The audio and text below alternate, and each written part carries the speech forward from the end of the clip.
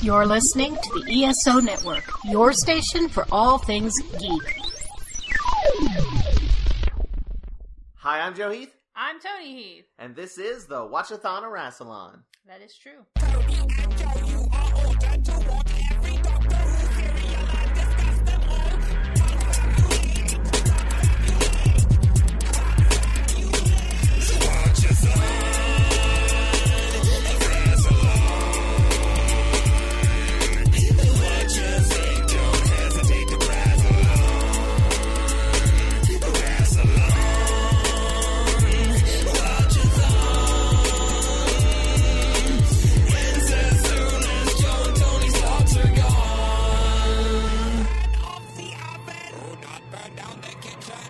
Today we're going to be talking about the 5th serial of the 18th season of Doctor Who, Warriors,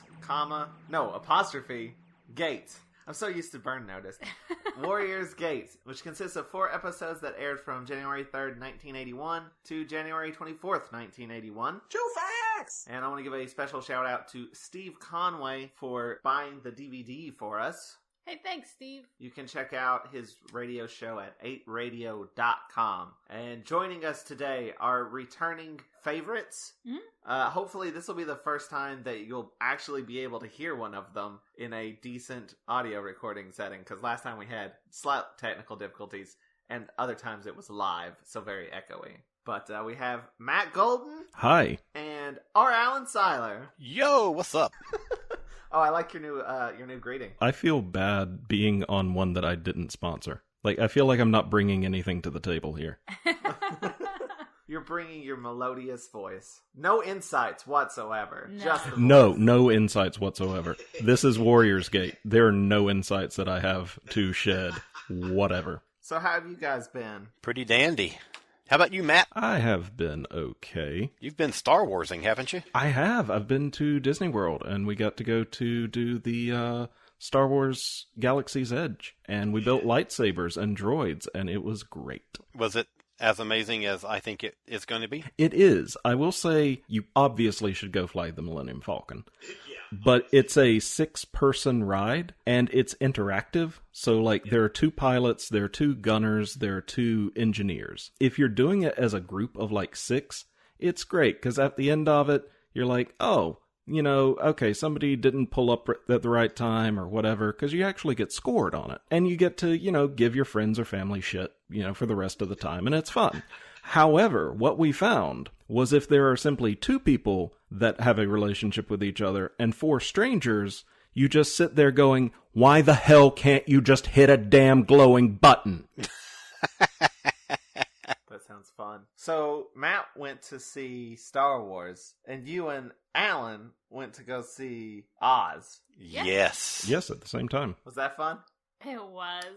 It's going to turn out to be a good story. The footage that we got back out of it was pretty good. It was really amazing for me, having been there when it was an active theme park when I was a little kid, and then seeing it again 50 years later. That was pretty incredible. It was a lot of fun, and I was really, really thrilled to have been able to be a part of it. It's really cool. I've just been at home. I didn't go anywhere cool. You wouldn't have loved it. I've heard it's on a mountain. You would have passed away on the bus ride up there. You would have been no more. So was it open and firing on all cylinders when you guys were there? Yeah, they open it 2 times a year now, and it's a fully operational thing. A lot of it doesn't exist anymore like it did in the 70s, but what they have, they open it all the way. Cool. Yeah, it was awesome. So it's like a limited thing. It's like a McRib sandwich or whatever. Exactly. Exactly like the McRib, yes. Yeah. It is the McRib of theme parks. But, the staff who runs it and stuff, it's only open because, they love it so much. And, the cast, I don't, just, the interviews I got with them, I was, oh, this will be kind of cool to do. It wasn't something that, I had a particular interest in. But, listening to the cast and the crew talk about it, I was like, oh my gosh, this place is so great. I love it so much. Which is always, the best possible outcome when you do interviews, You don't want to do an interview and they're like, oh, it's whatever. Hate it here, honestly. It's hot and the hours are long. For the one weekend that we do this a year. Talked about Star Wars. We've talked about Oz. Let's talk about Doctor Who. Okay. In some sort of weird equation, that does seem right. Like, Doctor Who feels like Star Wars meets Oz. And you said you wouldn't have any insights. Oh, this is it. I'm just getting it out of the way now. So the rest of the time, I'm just an appendage. All right, so let's dive into Warriors Gate. Let's go right through that gateway. Okay. Let's dive into episode 1, which I have called Adventures in No Time and Space. Okay.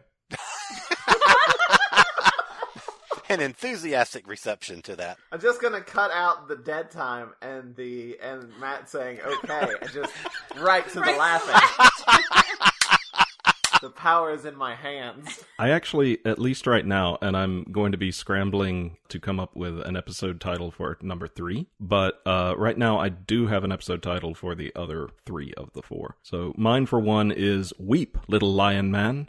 Wow.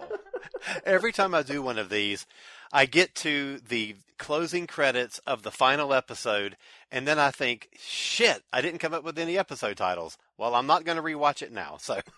Yes, that's why I have the fandom wiki pulled up in front of me. First off, we get a lot of atmospheric as hell shots. We're doing a whole hell of a lot right off the bat, which is nice. It really is. I mean, it really sets a tone right from the very beginning, which I think is wonderful. Somebody taught the BBC how to move the camera, and it's awesome. So you know that guy's not going to last. Yeah, no. He's gone after the first episode. He got fired, then rehired in the process of making the serial, and then never returned. His interview on the DVD was kind of wild. He's talking about how, like, he was trying to make the argument where they're like, this isn't film, this is TV, and he's like, TV is going to be more like film. Madness. You can't just keep not moving the camera. People are gonna get bored. And they were like, okay, but you're, like, going way over time. But, man, it's so pretty. I love the way that it moves through all the sets that make up the ship, and then when it comes onto the bridge, there's this one sort of long, continuous, sweeping shot that kind of goes around everything and then gradually comes up close to one of the characters or whatever, and it's so beautifully done. It's just gorgeous. I think the other great thing about that shot is that the oh no, I can't think of what they're named, but the Lion Boy. Therals, I think are what they're called. The Tharls. Birok. He's in like the background of that shot, and the way that it moves and the way that he's placed, you're like, it sweeps by and you're like, was that a lion? Was that a lion person? There was like 5 normal people and I think 1 lion person, but it was for a minute and way in the background, and it like sweeps back again and you're like, yep, that's a lion person. Okay, I'm on board, let's go. Technically, we actually started on the Lion Boys, but we just didn't really see them because they were all like... It starts with like all of these bodies. Oh, yeah. And they're all like attached to these machines, and like something's happening to them, and there's like a staticky effect over them. But we can't really see that they're Lion Boys. I'm sad that none of the Lion Boys in the story are actually cowardly, because that would give us a great segue from our Wizard of Oz thing into this. Yeah. It could have been so great. Oh, missed opportunity. I made some cowardly lion jokes while watching it, so... That's true. Matt watched this with us, too, so he got to hear them. I don't remember if they were funny, but I assume they were. That's a bold assumption. I remember them being japes of great quality. Also, I was very excited. I don't know why, but I was very excited to see that Kilroy was here. Graffiti on one of the things. Wasn't one of the characters actually named Kilroy? He was. He was one of the Rosenstantz and Guildenstern dudes. Oh, the comedy duo. No, is that his name? Now I'm doubting myself. Matt, you're not here for insights. Damn it. I'm Googling this now. So am I. Who will get there first? Yes, he was a guy. He was a member of Rorvik's crew, Kilroy and Sagan. Does that mean he did it? I would assume so. I think that he just one day got fed up and was like, I'm going to paint my name on this, and no one will know who did it. I don't see Kilroy on the thing I'm looking at. I want to look at the transcript. He and Sagan were ordered to take Birok to get medical attention, but Birok temporarily disabled both of them. He was later killed when their spacecraft exploded. Oh shit, he's right. The thing I appreciate most about that sentence is the surprise in your voice.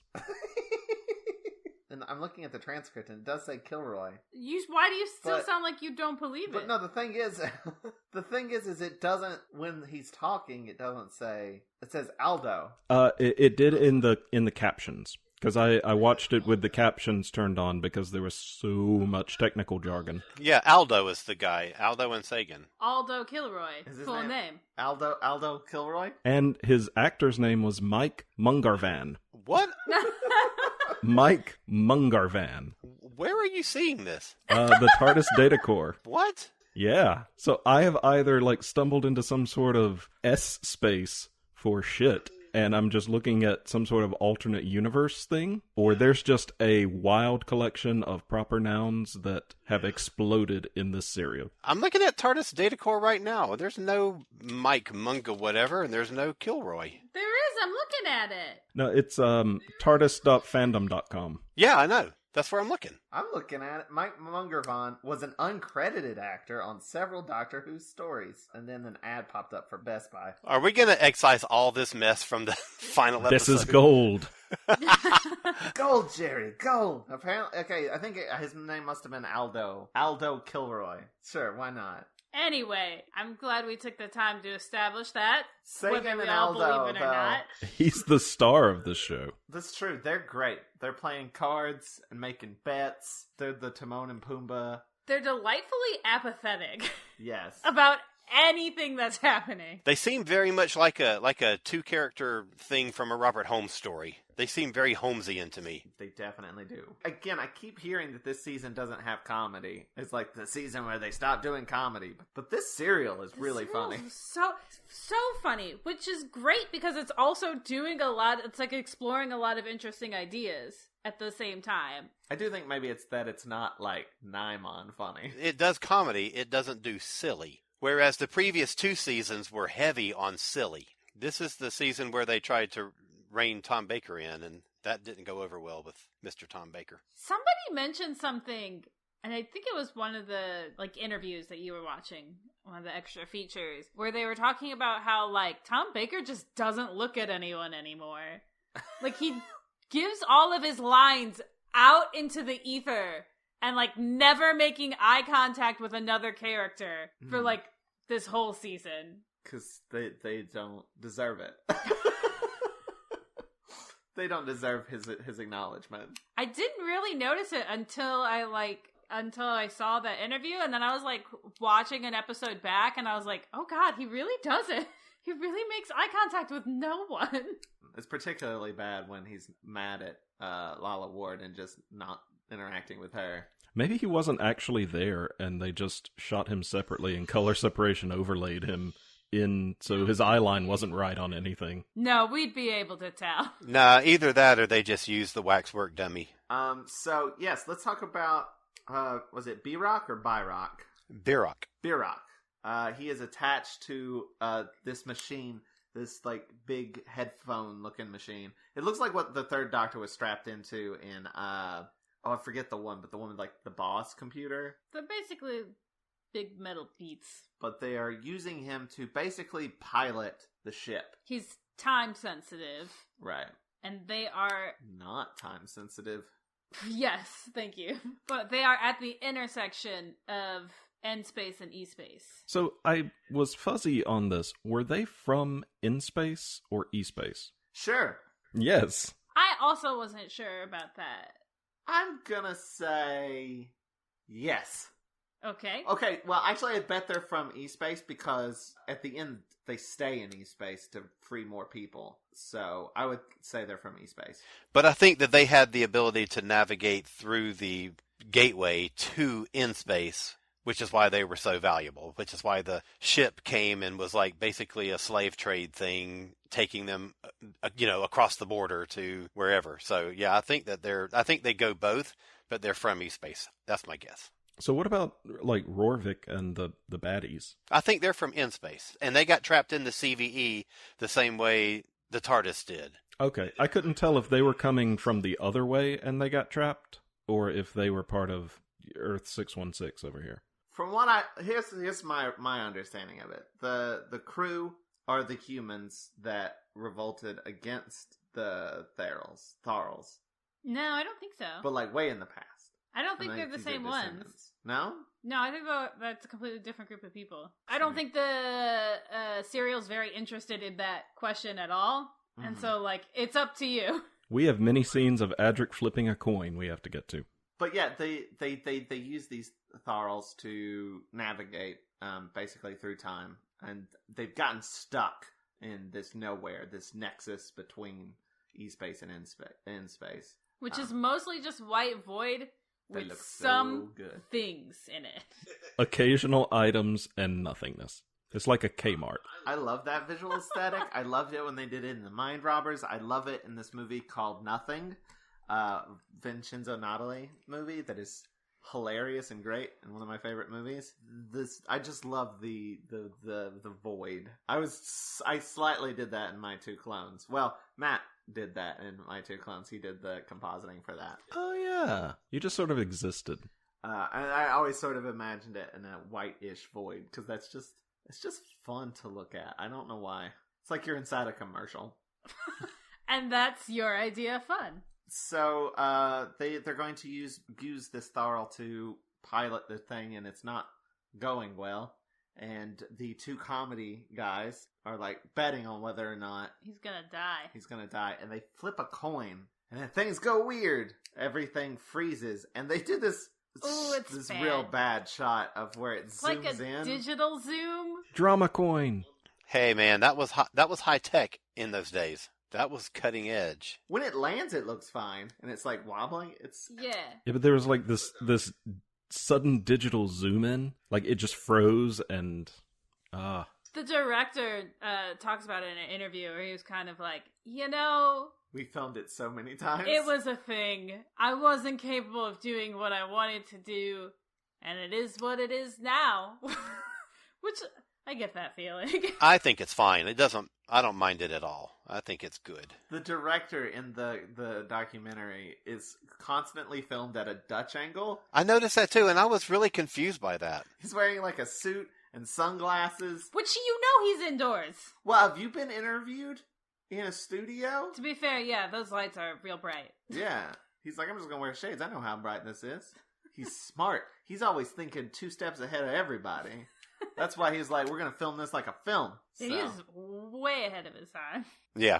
He was very specifically saying, like, I'm not filming this for the BBC studio. I'm not filming it for these people. I'm filming it for the people who are going to be watching it. Like, not just the people who are watching it now, but like their kids and everybody else. Like, I know. He said, like, that was his mindset. That's incredible. yeah, this dude should have done more Doctor Who, and it bums me out that he did not. Oh, there was no way John Nathan Turner was going to hire him again. That guy was nothing but trouble. Also, apparently, John Nathan Turner was like, watched it when it was like, I have no idea what's happening in this serial, but it's too late. I gotta continue on with it. I actually heard a lot of people say that this was a very confusing serial. I had little trouble grasping the plot. Okay, that's true. But in those people's defense, we can't all decide where the crew from the ship is from. Or where the Tharls actually live. So, That's fair. I think the thing about this serial is that, like, you just kind of have to realize that, like, it's just uninterested in certain details and be like, that's because they're unimportant. All the good, like, important stuff is there. And anything that, like, it didn't feel the need to, like, explain to you or hold your hand about is unimportant. So it's fine. Like, yeah, at no point was I, like, confused about what was happening. This is no Leisure Hive. Yeah, Leisure Hive, by episode 4, I was like, I don't know what's happening at all. I will say, at the end of this first episode, I was like, I don't know what the fuck is happening. And I'm so happy. We're doing some weird shit. And that's always my favorite. That is my favorite version of Doctor Who. Every time. And sadly, we don't get that many, occasions where it just does weird shit. There should be a lot more of it. That was one of my favorite episodes of the new season of Doctor Who was the frog. Because it's just weird. Solid tracks. Yes. Because it was just unexpected and wacko. As it should be. That's and Doctor just Who. the right amount of cheesy. The soundtrack it was one of the best things to come out of that season. So back to the weirdness of this episode. Yes. Everything's gone wackadoodle. Coins are freezing.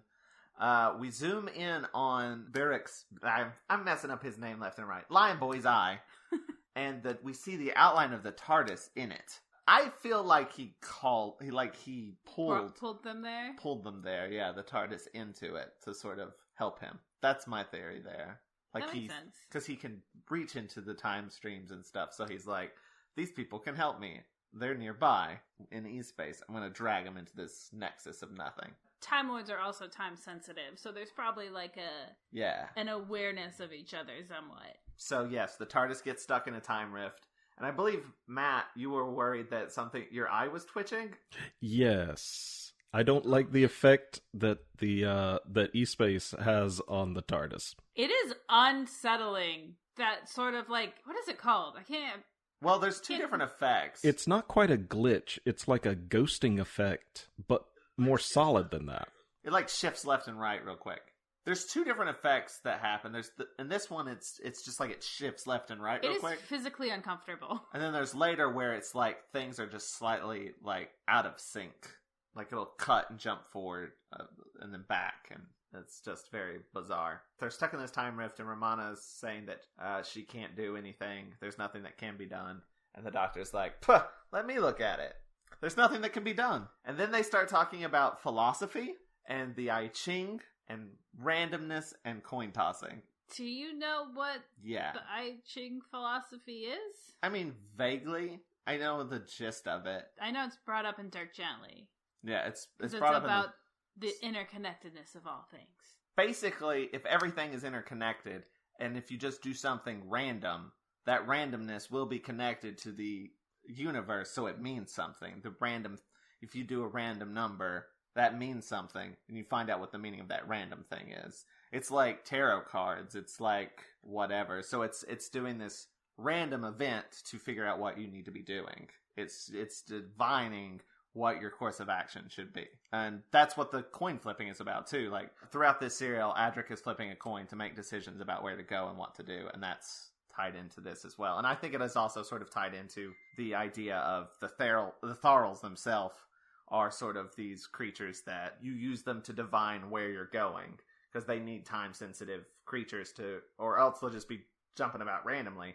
They need the Tharls to figure out where they're going. They need them to divine their course of action in piloting the ship. So it's all thematically tied together. I don't think that's too big of a stretch, is it? Does that all make sense, or am I just talking out of my ass? I'm not certain that you're not. I get how the two things are related, which is why Adric is so preoccupied with his coin during the serial. I don't think the serial remembered to tie them together very well. Possibly. But I mean, I do think the Tharls are very much like... There is a bunch of instances of them being like, knowing what's going to happen in the future. They know the course that things are going to take. Because he does a lot of like, I'm going to say vague things at you and walk away. Much like, a fortune telling or a tarot card reading or something where it's just like very vague things. Joe just keeps saying tarot card readings because I've been reading his cards lately. So I still think they're fairly well taught. Because there's a bit later on where he just keeps saying do nothing. And you're like, what does that mean? That's not helpful. But then it's... Then it is. Then it is, yeah. Back on the ship with the Tharls, the warp drive has now just been shot all to hell. And they're like, this Tharl we're using now is not going to be any good anymore. And they talk about his scrap value, which is very dehumanizing. I mean, it's gross. Would you say dehumanizing considering he's not human? What would the term be? Delionizing. Oh, God. Oh, Lord. Toni does not agree with that one. I see no reason why she should. At least you understand what you've done. They're taking him away, the Lion Boy. He takes out the guards and runs off. In an incredibly unconvincing way. He just sort of shoves them and they fall, unconscious. That happens a lot this serial. Is it supposed to be something they can do? Because there's also a scene later on where Laszlo, a different one, he just walks by him. He just sort of touches them on the head and they go, and fall down. Yeah. I think this serial is fundamentally uninterested in explaining things to you. Yeah, agreed. Here, you're in this world now. Have fun. Like, it's got too many other things to do to, like, explain what it's doing to you. Though one of the crew people does see him leave. His name is Lane, and he frequently wears this big box thing on the front of him. It's this scanner thing. It's amazing. It's a matter detector. So, like, so much of where they are is just void Nothing. with random bits of stuff. And it's just a big, giant box with ticker tape coming out of the front. So what do you use it for unless you happen to be stuck in a realm of nothingness? I mean, that's a good question. Because anywhere else, it doesn't do shit.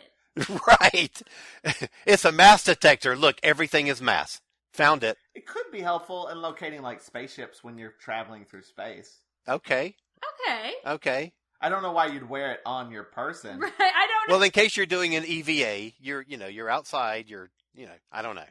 Maybe they just made it while stuck there. That's possible. They had been there for, he said months, didn't he? None of these people seem to have any urgency about this possibility of getting home, and they've been stuck in this one place for months. Like, they just don't all give a shit. They're just like, well, we're going to have lunch now.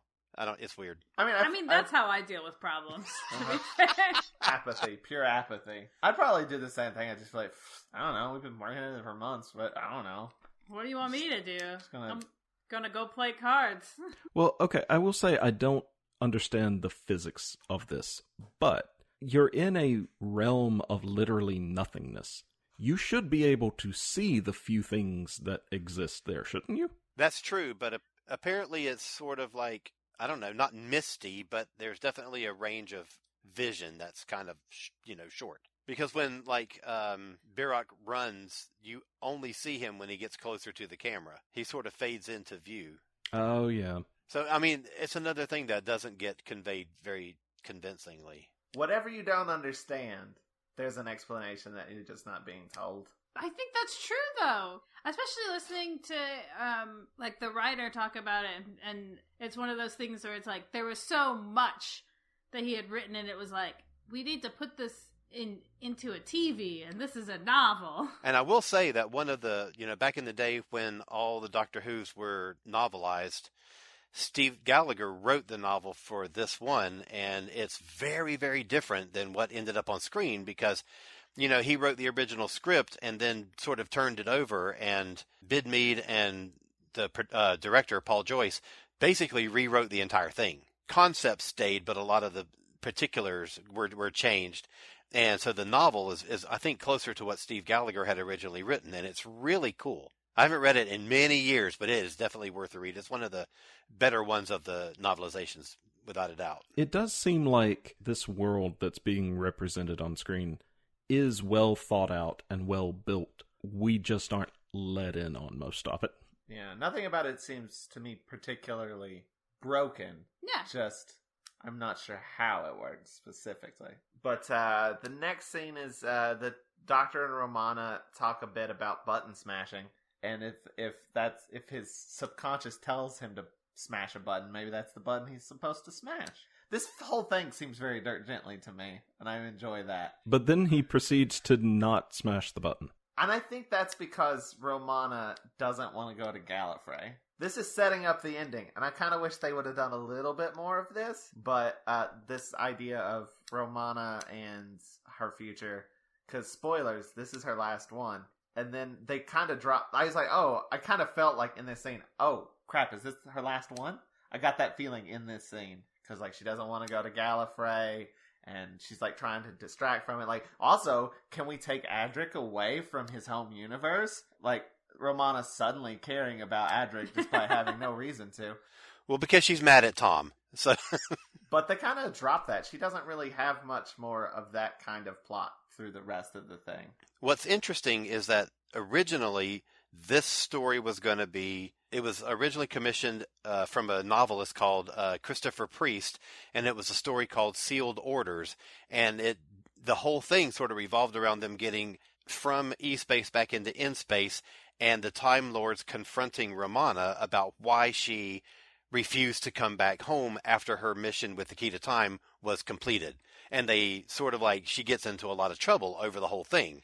So it's interesting that at least a mention of that was kept into the replacement story by Stephen Gallagher. Wasn't the original idea also that like they would do that and then Leela would come back as a companion? That's later in the season. John Nathan Turner was concerned about Tom leaving, and he wanted to have a past companion come in to sort of like, because it was nothing but new companions, and he wanted to have something to reassure the audience, to have something familiar to the audience for the carryover.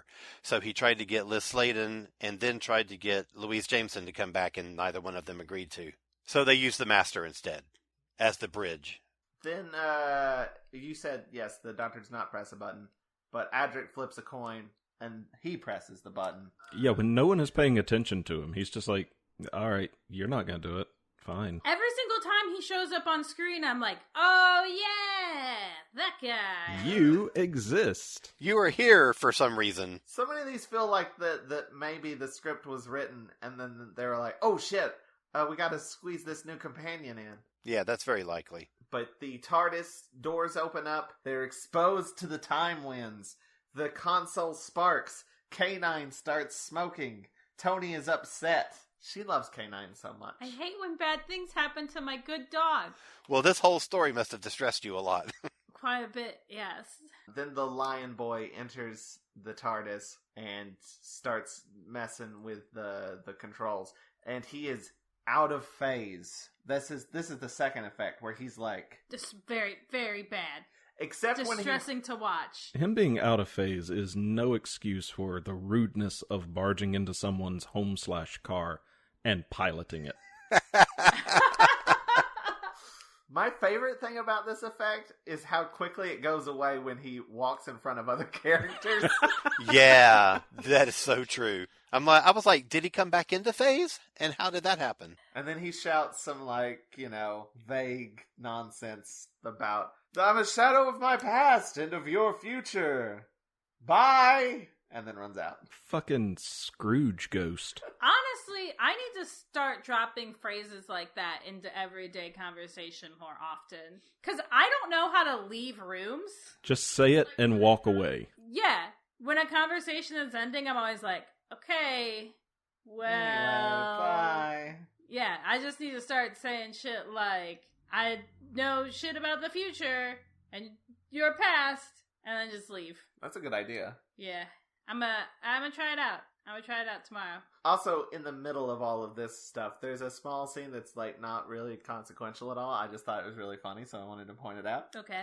The comedy duo I think they are sent to go get more Therals or something. It's very cute, this scene. And they're like, where's the keys? He's like, I gave you the keys. No, you didn't. And then he unzips his shirt pocket and the other guy's shirt pocket and pulls out the keys. I love scenes like that so much. Just small comedy bits. It's like in the very beginning when Paul Joyce is doing that camera pan through the entire ship, and you just kind of come across these guys and they're sitting playing cards, and one guy's looking away, the other one kind of trades out a card behind his back. It's such a great little character moment. I didn't notice that. I feel like this serial would not be the same without those two dudes. Agreed. Kilroy or Aldo. And the other one. And Sagan. Sagan, who went on to become the composer of Doctor Who many years later. Really? Well, no. Sagan Akinola is the guy who's the composer, but his name is Sagan. See, I never got a Sagan when I was a kid. It was always it was an N64. I was going to make that exact same joke, and I decided against it. You are the wiser of the two. I was like, nah, that's kind of a stretch. I'll just leave it there. I do what others are afraid to do. You know? I live on the edge. So K9's real messed up. But he's not dead or anything. But they have to fix him. They pull out his memory wafers, which crumble. Also, sounds delicious. You want to eat K9's memory wafer? I'm just saying, a memory wafer sounds like a good cookie. Scooby-Doo gets a Scooby snack. All K9 gets is a memory wafer. See, to me, a memory wafer sounds like a health food snack. I imagine it's dry and crunchy. I mean, you're talking to somebody whose favorite snack is toasted seaweed, so that sounds great. Gross.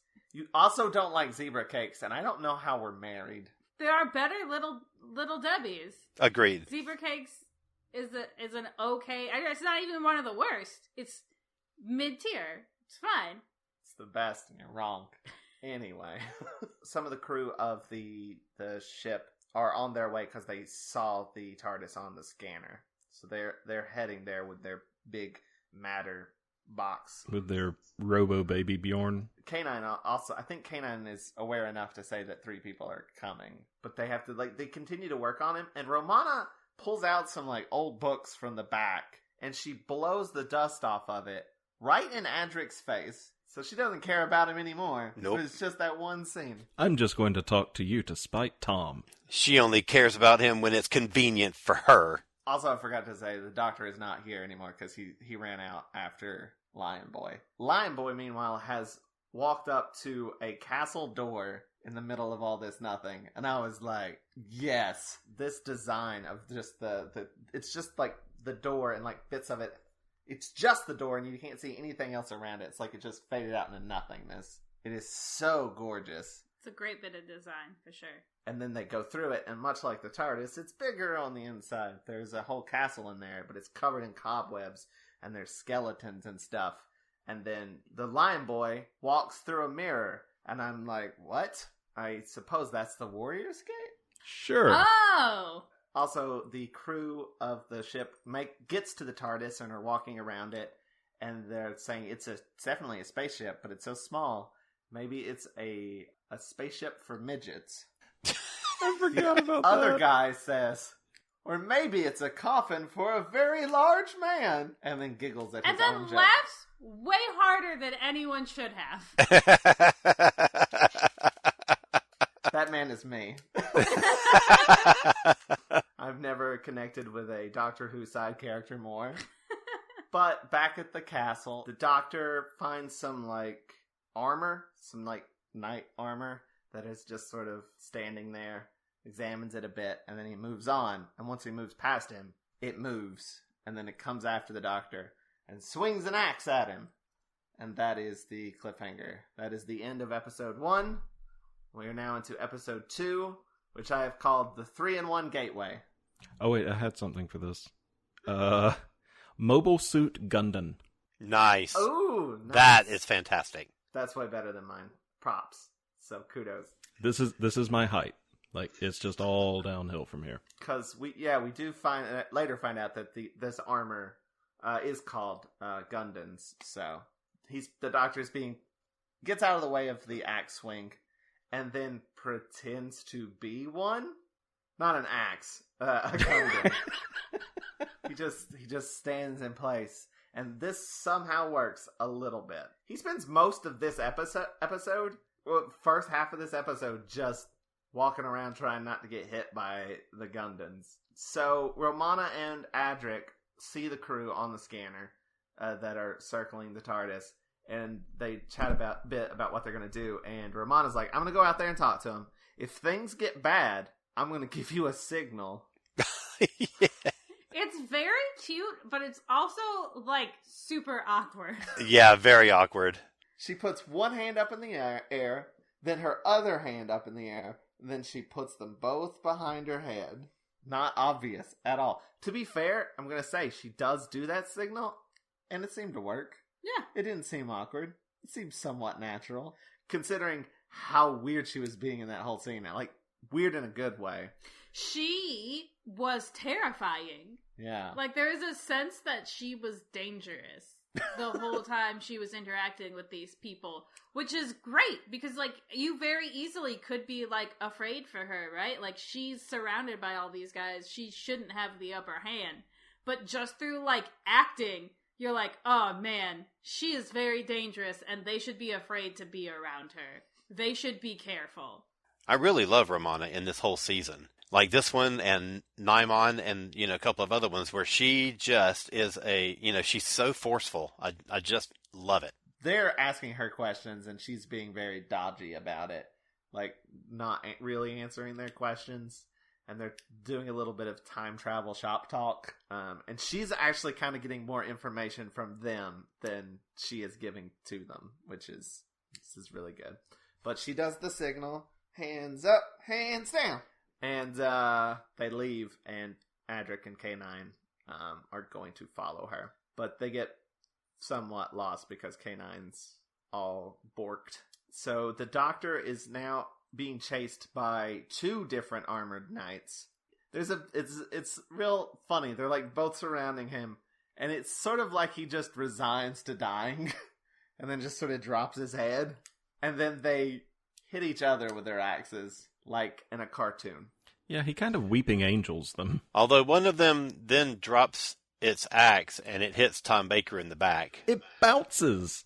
It's a very bouncy axe. Could they not have reshot that? Absolutely not. This is Doctor Who. Agreed, but there are times when you should, regardless. They spent too much time getting that coin flip. True. I just put this in here to make you sad. I'm sorry. K9 says that he is worse than useless. That scene's really cute, though. I like the way that dialogue is written, because K9 gives what is the he gives a very sciencey way of putting it, that he is below 0% functional. And then Adric says, "So you're worse than useless." Affirmative, young master. It is a cute scene, but the fact that, and this may be jumping ahead a tiny tad, but when the whole thing comes out about triangulation, and Adric pulls K9's ear off and walks away when it is now not connected to anything, that seems to work. That's ridiculous. It's mobile? Yeah, it's like Wi-Fi. I guess. But Romana and the crew get back to the ship, and there's a funny bit. He calls up and says to open the door, and he's like, and then close the door. And then they close the door, and he's like, not until I've gone through it. And then the door opens back up, and then he goes through. I'm a sucker for those bits. But then Rorvik, the captain, says that basically gives Romana a brief tour of the ship, and says to everyone else, this is Romana. She's going to be our new navigator. Plug her into the machine. And she's like, what? The Timon and Pumbaa, the Rosencrantz and Guildenstern, Sagan and Aldo, they're like, oh man, I bet she's not going to make it. And then he's like, you want to bet? And he's like, think about the odds of it. And he's like, oh, nah. So like, they both are like, nah, she's just going to bite the dust when they use this machine on her. Because if you're not time sensitive, you're going to get fried. But yeah, Adric I didn't quite follow what they were talking about with the ear thing. What was it? They triangulate. That's what the little, like, dishes on the top of his head is. So if there's more space between them, then they can triangulate a bigger area. See, I wasn't fully paying attention, and I just assumed Adric was like, I'm gonna go look at something, and then K9 fucked off. That's what I thought happened. They were actually doing a plan, and I just didn't catch it.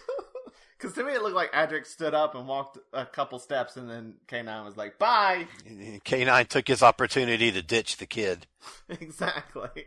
Romana does not work, so Rorvik wants to wake other cargo. But before that happens, Romana is able to pull up the castle on the scanner with her mind, I guess. And they're like, well, we gotta go see what that's all about. And then Rorvik grabs Romana by the hair, and it's very rude. It's gross. It's very uncomfortable. Well, also, the comedy duo, we're going to go with them to check out the castle, but fakes a leg injury so that they don't have to go. But they're going to have to go wake up another Tharl to prep them in case Romana doesn't work out. Meanwhile, the Doctor has pulled open the Gundans. I think he gets a memory wafer out of one of them. And they begin talking, and he's sort of like twisting a little mechanical bit in their head to get them to talk and fill us in on some exposition about themselves. They were made by slaves to kill their masters because there was some bad stuff going on. So these people made them to kill their masters, and he also mentions a gateway. Did you just refer to slavery as some bad stuff? Yeah. Am I wrong? You know, I guess not. So these people were enslaved. They made these robots to kill the people enslaving them. Yes. To start a revolution. But also, he also mentions that there's a gateway out of this place. But then it kind of dies down again, and he's like, I need something to boost it. And then K9 backs his way into the castle. Because I don't know if we've really said it, but like once his memory wafer or whatever it is crumbled, he's been acting all goofy. Ever since the time winds hit him, really. Yeah. So he's like going backwards and saying weird stuff. But isn't it amazing that a suit of armor robot from another universe has a memory wafer that's going to be exactly compatible with K9? Yep. Yep. Okay, also, I have a question about the Gundams. Their design is really cool, but did the slaves get together to build these things and actively decide we want to make a medieval skeleton knight robot? I mean, if you're gonna build an uprising robot, why not? Right. I mean, definitely do it with style, but it feels odd. Like, did they maybe make them as humans and then like the skin went away? Or were they always First of all, knight skeletons? gross! The skin went away. It got tired No, and it left. Thank you. I was trying to think of the non-grossest way to say that. You've hit on the most disturbing way Right, to say somehow it. that was the worst possible option. The skin went away. That's the title of a horror story. Speaking of horror, I'm getting great at these segues. The comedy duo hook up another Tharl, and they don't really know what they're doing. And they flip a switch to juice him up, I guess. And they juice him up too much. They fry him a bit.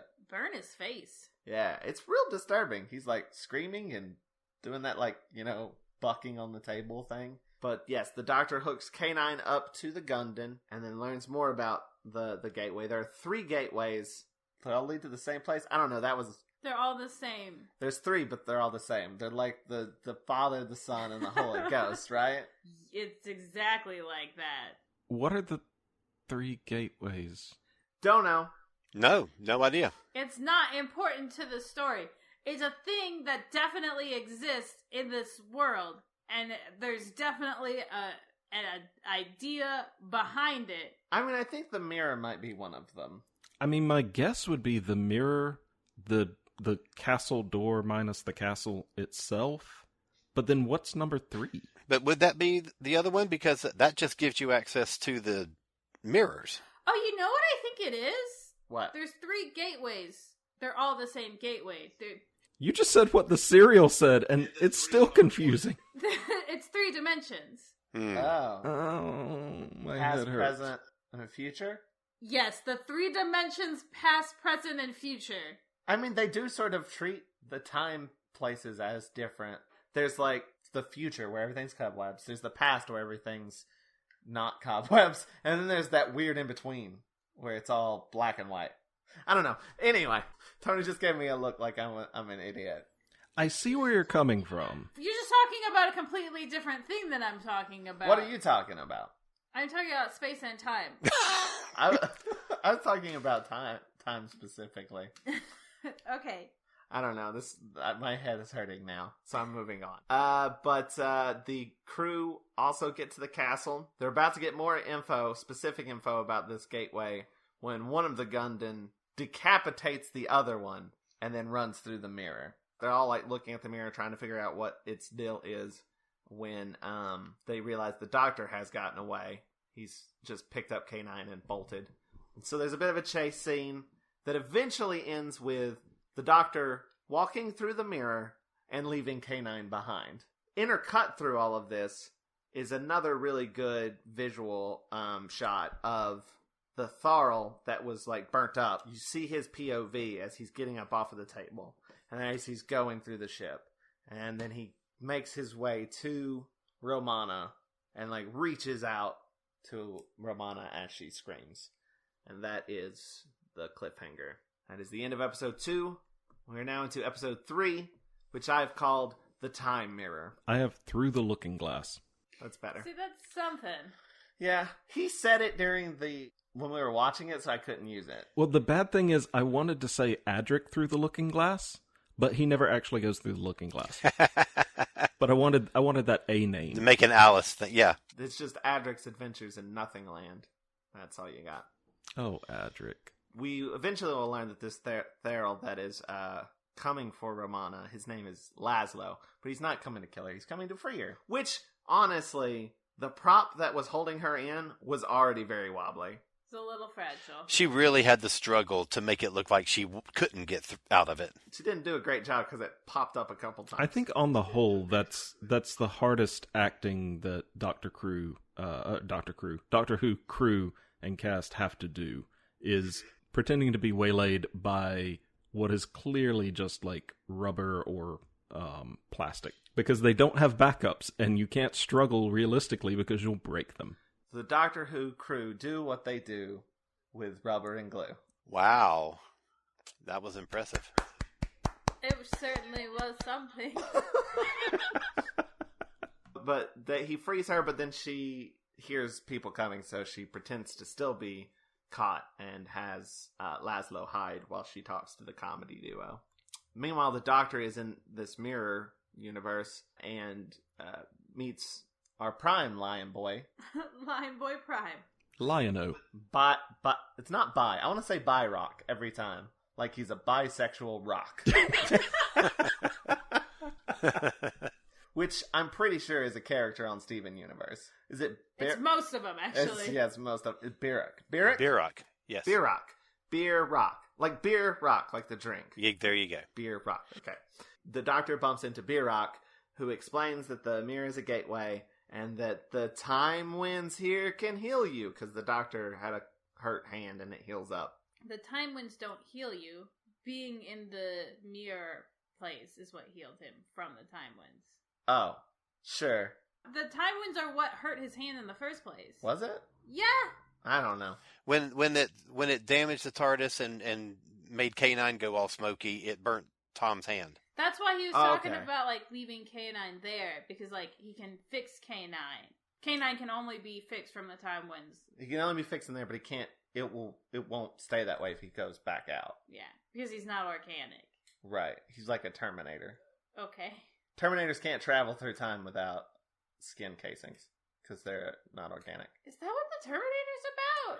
And sometimes the skin goes away. There you go. It all ties together. So that's what they need to do. They need to wrap K9 in a In human skin. Skin. Oh man, could you imagine if they did that and then he went through the mirror, got healed, but then it also healed the skin around him?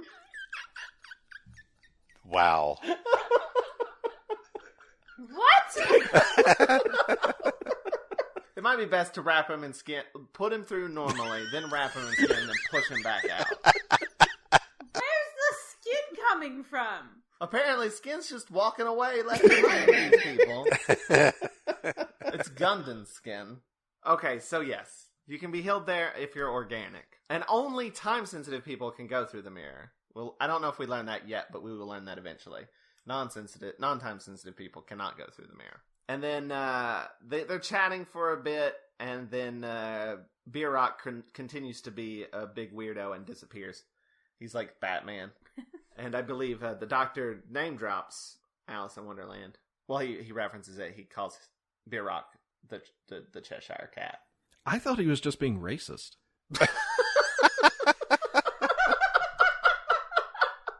Like, because it comes on the heels of him calling Birack "you people," and then he calls him the Cheshire Cat. Wow. Not all cats are the same. Wow. Oh, can we also just say the lion makeup is really good? It is. We haven't actually said that. It's really effective. It doesn't look cheesy or anything to me. It looks real. Yeah. I was very impressed by it. And we also see a bunch of different ones, and they don't all look exactly the same. Yeah, that's a good point. Yeah, one looks real moldy. Well, that's the burnt one, right? Yeah, that's the singed one. So back in the castle room, the crew are trying to figure out how to get through this mirror, and some dude just shoots it, and it bounces back. And they just decide that they're going to go back to the ship. They're on their way there. First off, K9 just keeps asking for orders because now he's just been abandoned and is messed up, and he's just really annoying the crew. And they also note that it's a shorter distance going back than it was coming there. They think the machine's broken. Yeah. Because that doesn't make any sense. My next note is sort of what happens for the Doctor through the rest of this. He just walks through black and white backgrounds and is just very confused. It's great. I love it. I do too. There's not a lot of plot going on though. So I can just say he just walks through black and white backgrounds for pretty much the rest of the episode. They're specifically very they're like hedge mazes and stuff. Places. Yeah. Mm-hmm. Very fancy. And it's like really decent color separation overlay. It really is. Yeah. It's very striking, and this is what I think they were trying to do when they did Underworld, but they didn't pull it off. Oh, Underworld was a disaster. But this looks good. And I think part of it might even just be that because it's weird, it doesn't look real. It's surreal. Yeah, so it that doesn't actually have to helps be sell it a bit better. Yeah. Okay, so they make their way back to the ship. K9 still being annoying, follows them in, and then one of them picks K9 up, leaves the ship, and chucks him. My dog! Toni was so mad about this that she didn't even notice that, like, Adric was, like, sneaking, use this distraction as a chance to sneak into the ship. No, I didn't give a shit about what Adric was doing. I forgot he existed again. I think that makes you a full-fledged member of the TARDIS crew, Toni. There had to have been somebody there to catch him, right? They didn't just chuck K9. Well, it's his last serial, so... That's the last shot of the whole season. And then there's just a lot of sneaking around. Romana sneaks around. Both her and Adric wind up hiding in the same place under this big tarp. And it's very shiny. Very shiny, very noisy tarp. It's covering, what was it, a MZ laser? Is that what they called it? MZ laser. And they're going to take that to the castle at some point to try to break the mirror, which is bad luck. Why were they wanting to break the mirror? Well, they're trying to get through the mirror, I guess. I guess they thought there was something behind it. I don't know what their logic was. But they are both basically moved outside because they take the laser outside of the ship. And they're like, Adric's like, I just snuck in. But they're going to sneak back and they go to a damaged section of the hull that I think was possibly damaged when the warp drive blew up. And it's real neat. It's like they're on the outside in the nothing and they can just like sort of crawl through the big hole in the side of the ship. Just there's like pieces of it, of the hull, and it's Romana says it is made of dwarf star alloy and it's really heavy, and that will be important later. Basically, it's like time sensitive people kryptonite. Yep. Sure. I guess it keeps the Tharls from like time jumping out of the ship. That's what I assume. They can't just phase through it like they could normally. Because it's super dense. Yeah. Whoa, this is heavy. Then K9 shows up while they're sneakily talking and is very loud and just yelling about like danger, danger and stuff. And Adric has to try to shush him. But it doesn't thoroughly work. Romana gets caught by the crew and taken away. She bites the guy that grabs her too. My next note just says, a lady Tharl shows up and leads the Doctor away. He's in a different serial at this point. It's just very weird. And then Laszlo strangles a dude that has Romana, and thus freeing Romana. And then they hold hands and disappear. I guess they can phase out through that hole. They can do it because they're doing it together? There's power in numbers. Random numbers. So the crew also moves the laser to the castle, and they don't know that K9 and Adric are also hiding on the laser because it's covered up. I don't know why it's covered. I don't know why they're keeping it a secret. For good hiding places. And then the Doctor is led to a feast in the castle, but it's the castle and everything's great. And then in the same shot, it fades to the cobwebbed version, and then we pan back over to see Romana and Laszlo there. So it's sort of saying that this is two different time periods, the past and the present. And then Romana and Laszlo walk through the mirror, where Laszlo's face heals. He's no longer burnt or moldy. And then we get the explanation from Bierrock that basically that this is they've went back to before things went shitty for them. They're like eating and drinking, and one of the Tharls next to the Doctor, like this woman comes up, it's a human woman, and she comes to pour him some wine, and then like he just hits her really hard, shoves her back, and the Doctor's like, what are you doing? And he's like, oh, they're just people. And And we basically find out that they were the evil masters who had enslaved people. It's a whole switcheroo. Dun, dun, dun. And then the doctor gets really mad, and it's good. He fills up a wine cup just so that he can shove it over. And then the Gundans storm in, and just as they storm in, Romana grabs the doctor, and they both time jump back to the present, where they're now surrounded by The slaver crew. Yeah, the slaver crew.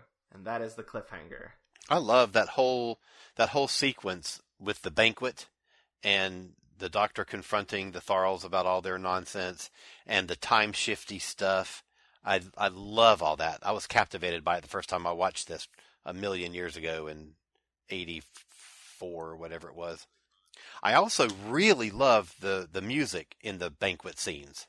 It's so cool. I'm not a big fan of a lot of the scores this season and the next season because they're very early synthesizer and they're very tinny and thin and shrill. But Joe's gonna fight you. I love it. But this one and there's something in the next story that I absolutely love. They're some of my favorite ones from the 80s. I've been enjoying all of the music this season, but Good. I'm very glad. it feels very 80s. That so- early synth Well. stuff is just jam. Yeah, all of that stuff is really cool and interesting, but it's not like the most cliffhanger, I guess. But it is like, I don't know. A it's lot of shit just captivating when happened. it's happening, you know? Yeah. You're just like, oh wow. I don't know. There's this thing about how solid this world feels, I think. That you're just in it. And it's very good. So we're now into episode 4, which I have called When the Pickles Run Out. That's fantastic. What? It's a line the doctor has. Is it? Yeah. Yeah, there's a whole discussion about the pickles. I've got the crack of doom, which is something else that the doctor says, and it's not really apropos of anything, but it sounded cool. I think it's the same scene. Yeah, he vacillated between pickles and doom. So yeah, the doctor basically does a big exposition dump for the crew's benefit. You know, basically tells them how the mirrors work, that it doesn't work for non-time sensitive people. I actually have in my notes, the doctor eats pickles, and I'm sure Toni is happy about it. I don't remember it. Like he asks for the pickles of like one of the other crew, and he's just eating their pickles. And they're like, sure, give it to him. It's like a last request sort of thing almost. And he chews it very exaggeratedly. Like he's making it obvious he's chewing someone else's pickle, which really sounds bad, and I should not have said that. I have no memory of this scene. I don't know why. I remember you perking up when he was eating pickles, because you're like, Because you always enjoy it when people eat on TV. I do think it's the best thing to have your characters eating. So I'm shocked. Okay, I'm going to read. Also, I really like pickles. The doctor says, now, unless we were very closely together, we could be caught here until the crack of doom. Oh, what's the use? Could I have one of your pickles? I had a rushed lunch. And then he says, all right, why not? It's his last meal. And he says, well, that goes for all of us. Yeah, soon we won't be better off than that chap over there. Pointing to the skeleton. Okay. He says, when the pickles run out. I remember it now. I had to jog your memory. And then K9 enters the room and then says that basically everything in this universe is contracting. They basically figure out the ship is fucking everything up. That's why the distance got shorter. Because the heavy ship is dragging everything in on itself through weight of the Dwarf Star alloy. K9's also getting worse and worse, and I'm pretty sure he says something in reverse at one point, and I don't know what it is. He does, yeah. I don't remember what it is either, but I remember seeing the subtitles. Oh. Did the subtitles say what it said? It said what he said in reverse. So it didn't actually have the translation of it. It had the, I guess, phonetic pronunciation. I wonder if it's anything funny. That's basically what the transcript just says, K9 speaks backwards. That's lazy. I remember it not being anything cute or anything. It was just K9 nattering on about some sort of technical thing. I would have had him say, like, watch Doctor Who, Thursdays at 8. So the doctor pops his head through the mirror and is like, hey, what should I do, Birak? And Birak says, do nothing. Bye! Then Adric pops out and says, hey, I don't know what this laser thing is. I'm pretty sure it's pretty bad, and I know it's pointing at you.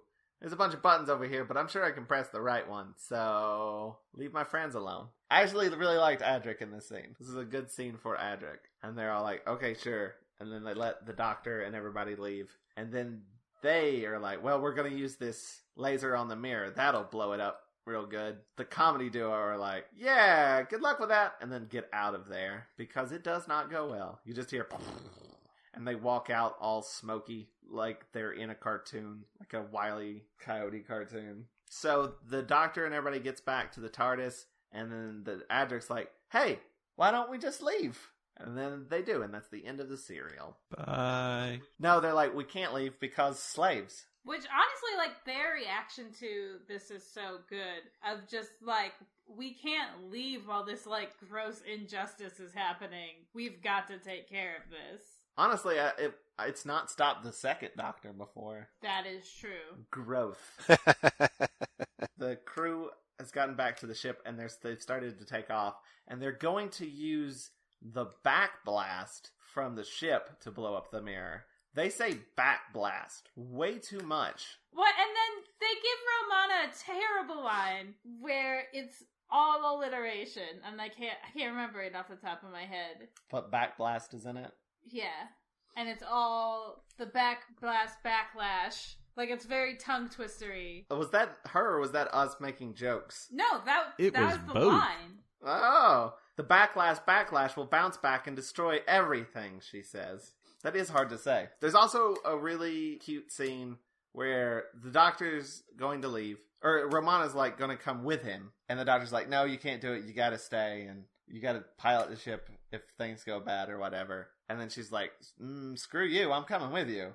And they start to both head out, and then Adric's like, well, I'm coming with you too. And then Romana basically does the exact same thing to him that the doctor just did to her. But Adric stays in the TARDIS. And also the doctor's like, I like the way you handled that. The comedy duos plug in a new Tharl, but sneak out so that they don't have to see the screaming, basically. They don't have to see the frying, burning madness. That was a little messed up. Some more Tharls sneak on board. The Doctor and Romana sneak on board. They bump into Rorvik, who is basically gone completely bananas at this point. He stands on the Doctor's fingers as he's climbing up this, like, gangplank, and then kicks him off of it, and then jumps down on top of the Doctor, and is, like, strangling him. And then Romana comes up and hits him with a clipboard. I know. Not in the head either. No. Like, gently in the torso. Then the Doctor gives her his keys, and then she goes and does a thing that I don't remember what it is, but I'm sure it's vitally important. Yeah, she short circuits something so that their systems go down. Rorvik just, like, runs away at some point during the middle of this. And then the Doctor sees Birok again, who again says, do nothing. And the Doctor is like, oh, right, I get it now. It's the right sort of nothing. And then they all hold hands and teleport out of there. Like, the Doctor's realized what it is, which is it's basically just let them blow themselves up. The other Tharls are getting the rest of them free. They'll be fine. Let them blow themselves up. And they can use that, if I'm right, they can use that momentum to push the TARDIS back into in-space. Sure. That sounds fine. Do you know what's great, though, is the scene where the Doctor has another sort of righteous anger scene. The Tharls get to ask him, like, haven't we already suffered enough? And it's like the morality question kind of at the center of this one of, like, have they been punished enough? Like, That's a good question. Also, Rorvik gets a little angry scene as well, but his is dumb. And not well played either. Yeah, he's very hammy and just yelling insults at the Doctor, and then doesn't it feels slightly like it didn't build up to him going that off the rails enough, I feel like. Laszlo kills a dude and frees the rest of the Tharls, and then the Doctor and Romana run back to the TARDIS, and then Romana's like, oh, I'm not staying. And then we go to the next thing. That's how quickly it happens, by the way. Yeah, it felt like they were hitting their max duration and were just like, fuck it, things happen now. She says she's not coming with. She's gonna stay it's gotta behind. be her own Romana. And the Doctor's like, okay, also, can you take this piece of junk with you? Oh no! Aww. Not my good dog! Not my good boy! I believe he also says she's the best Romana, right? Something like that. Yeah. You are the noblest Romana of them all. Way better than Mary Tam, he said, and shut the door. Basically is what that means, which upsets me in a way that is equal to Toni and the canine situation. And that is fair. I'm gonna be honest, I actually prefer Mary Tam, so I like them both, but Oh yeah, I do too. I love both of them. Love both equally. I think Mary Tam wins out just a little bit for me. I don't know. She heads off with I have to Flash, say, as far or as like B-Rock. reasons female companions have given to get off the show, this is one of the better ones. I mean, it's quick. It's like definitely way rushed. too quick. But her like, well, I've got this job of like helping these people out and making sure that like their society is okay after being enslaved for so long. Like, it at least feels important. At least she didn't go, I'm in love with B-Rock. You're going to find that it's similar to the way that Nyssa leaves when it comes her time, which I really like. It gives them an individuality and a purpose, and they have a life other than just being a Doctor Who companion. The Backblast destroys everything. Romana and K9 are going to go help the Tharls. The Tharls leave. They phase out of the wreckage. Adric and Doctor talk about going to in-space, and they talk a little bit about Romana, wondering what will happen with her, and the Doctor says she'll be superb. And that's the end of the serial. As the end of Warrior's Gate. We're going to take a quick break, and we'll be back for final thoughts. You're listening to Nerdlanta. Hey, what's up? This is Master Blazer and Walt Pittman from Atlanta Roller Derby. Hey, what's up? It's Mike, Brian, Eric, and Brandon from Robot Party. Hey, what's up? This is Catherine Barsonistis from the nerdy food blog, thegluttonousgeek.com. Hey, this is Rory, a.k.a. Catlanta. It's Atlanta's only live nerdy podcast, available now on the ESO Network. Hey, that's pretty good. We are Nerdlanta. And we're back. Tony, do you know what time it is? It's time for final thoughts. Holy crap. Final thoughts. It were good. No, I really enjoy it. It's one of the best experiential viewing Doctor Who's. And I really think, and I was saying this before we started recording, I really love it when Doctor Who gets weird and experimental and pushes boundaries and does unexpected things, and I don't think that it does that nearly enough. And I really want to see more of that going forward. So I love it. I think it's wonderful. I think visually it's just an incredible experience, and I just love everything about it. I'll second all of that. Do you know, like, how long it takes them to let the directors move their cameras? Does anyone know how long it takes? Is it really not until we get to New Who, or is it there more like camera movement in the Seventh Doctor, or in the 80s? Because there was different, it was a multi-camera shoot from the very beginning all the way up to 89. Originally, in the 60s, they were massive cameras, and it took forever to move them. So they had to plan actor movement so that the cameras could move around them, basically. It got better in the 80s, I think. It's interesting in that you can, like, see the kind of, like, contention. Like, there have been a couple of episodes now. This is probably the second or third one where it has what we would think of as, like, pretty standard directing. And those people don't last. Those directors aren't asked back because we're not yet at a place where you can do that easily. So it's like it's an interesting time for the show where it's trying to branch out into like this new style, and it's being held back by either like the technology that's available or the time and the money and like people's willingness to do new things. And I don't know which part we're at yet, if like the technology has just gotten there and people aren't like, but people are like, yeah, but that's not how it works. Or if like the technology isn't quite there, but you have like the people who are like, yeah, but this is how it's going to work, trust me. What's really interesting is that during the time that Paul Joyce had been fired, the production assistant, who was Graham Harper, took over as director, and it was his first directorial experience. And from that, he got sponsored to go into the BBC's director course, where you learn, on-the-job training to be a director.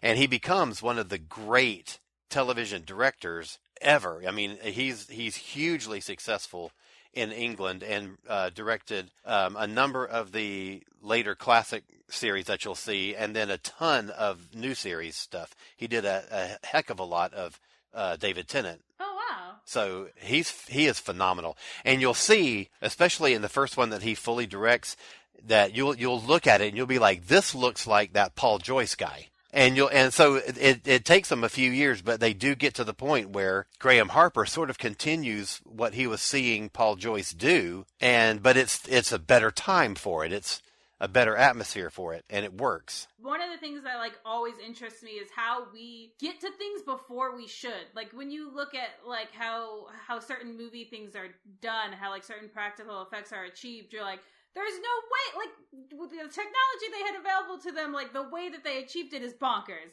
It's crazy to me how people, like, there are people who push for that stuff before it's easy, because it's good. Happen. Yeah. And it's fascinating to me that the show seems to be in that period of time where there's growing pains, really. There's that push for this new way of doing things, and it's not quite there yet, but it's real close. And it's ready for change. I loved the serial a lot. We've been talking about a lot, like the last couple of episodes, that we're ready for the Fifth Doctor. We're ready for a change, because it seems like this era got a little stale.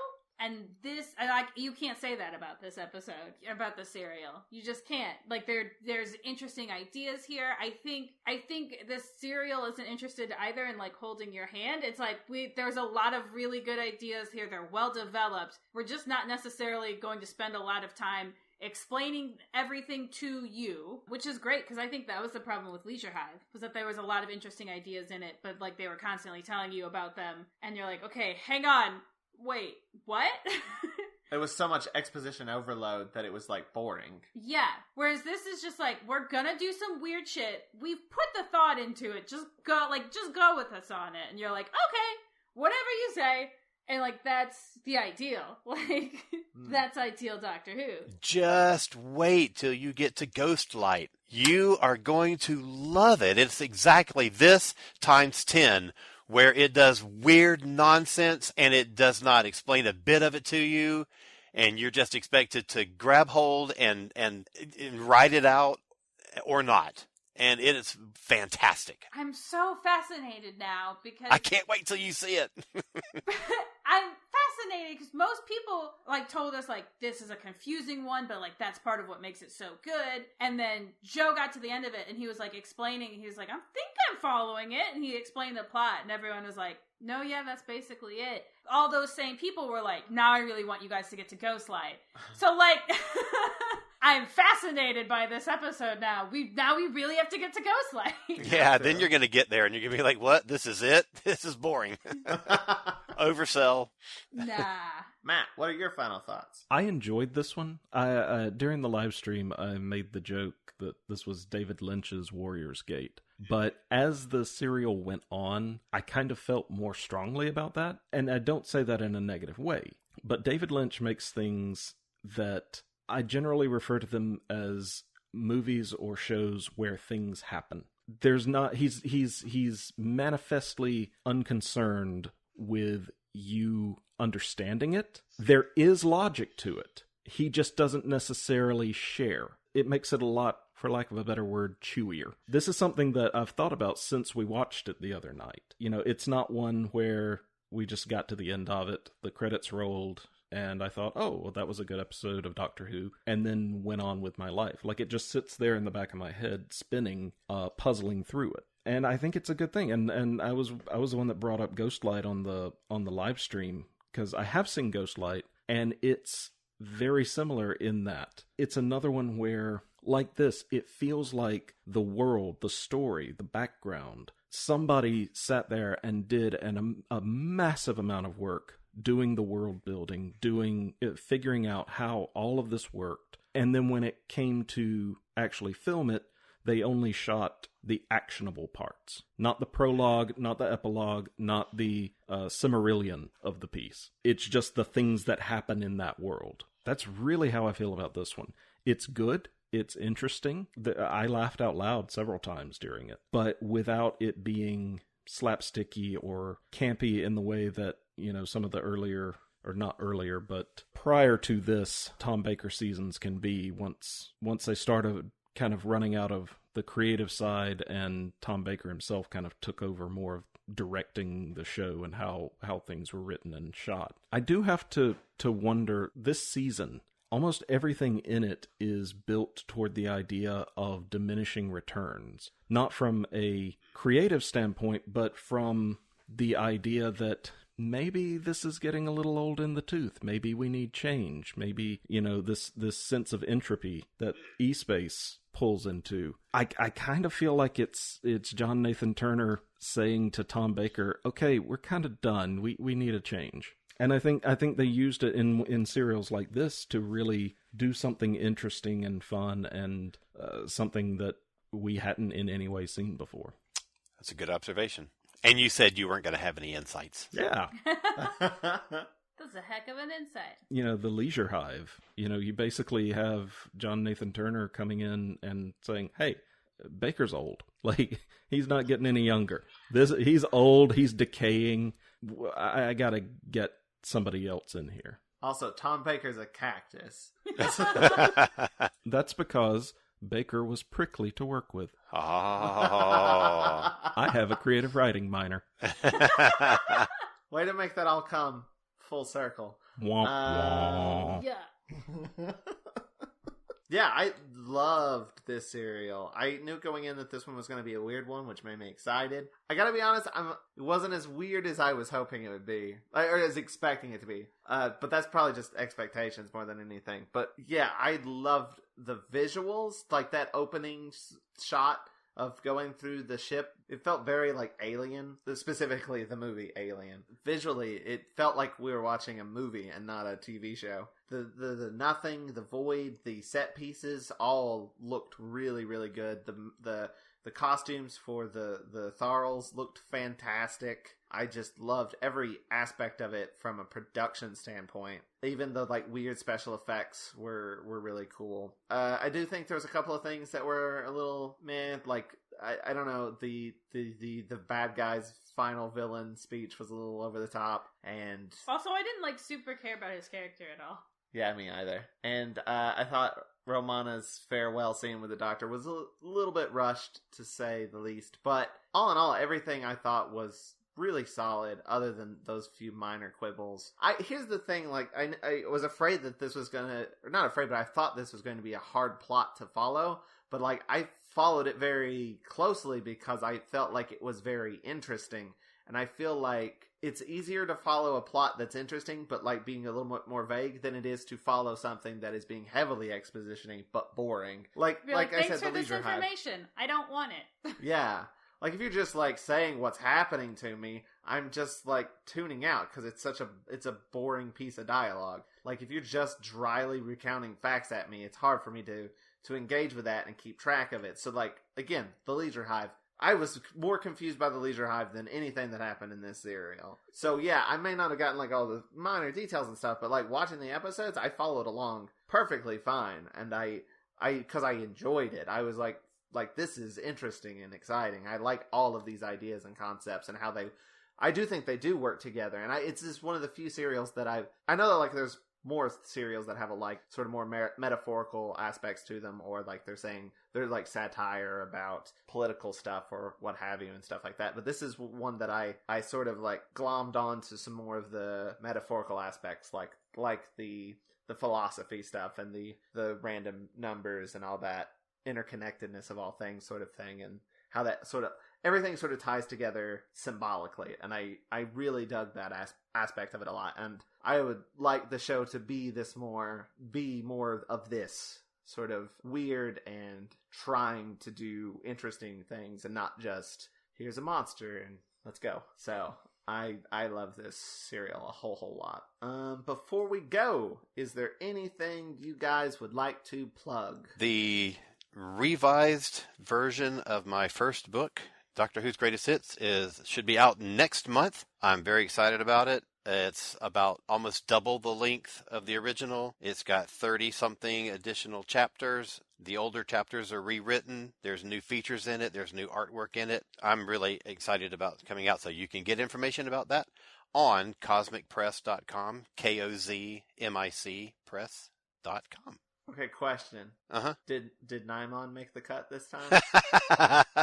No. But I will say that I am now regretting not putting Warriors Gate in it. Now you gotta do another one. You have to save something for the next one, so that's going to be it. Matt, you got anything to plug? I have a podcast that I'm going to be launching about the X-Files. It's called The Skeptic and the Believer, where a friend of mine and I rewatch the show from the beginning. I try to make the mythology hold together and make sense, and he rightfully points out where it kind of shits the bed. I'll be the one tying myself in logical knots, trying to get everything plugged together for a show that very clearly did not have a Bible. So yeah, that's coming out pretty soon. You can follow along with it at I've got a Twitter account established at X-Files Mythos, and you can find that on Facebook and Twitter and Instagram and a website. And so when it gets ready to get launched, you'll know about it.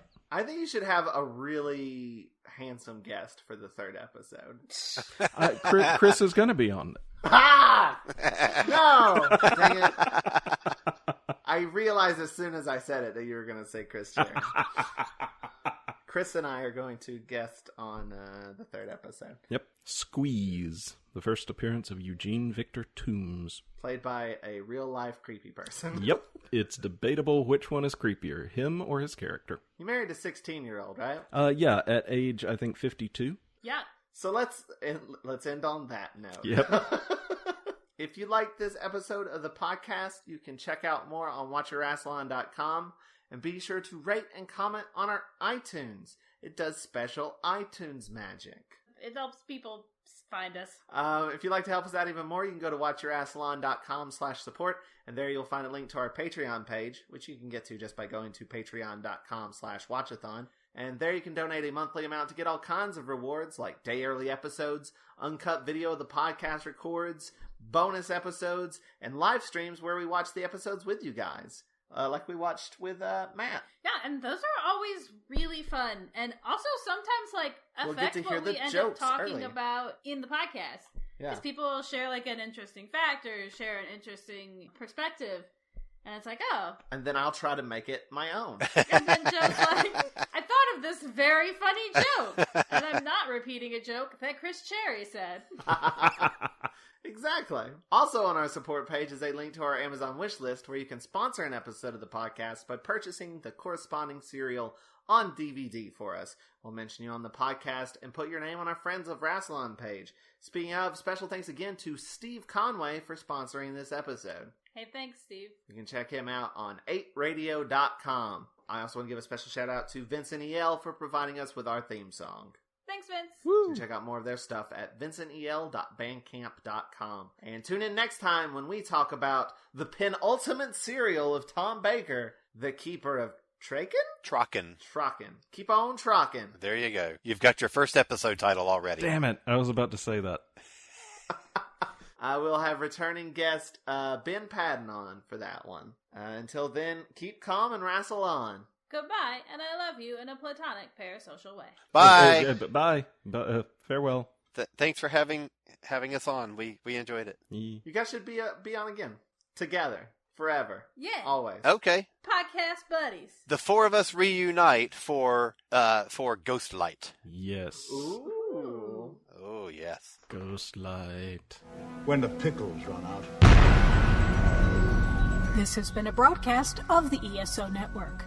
Be part of the crew and help support our shows by donating to our ESO Patreon or by shopping through Amazon.com or the TeePublic store, which can all be found at www.esonetwork.com. The ESO Network, your station for all things geek.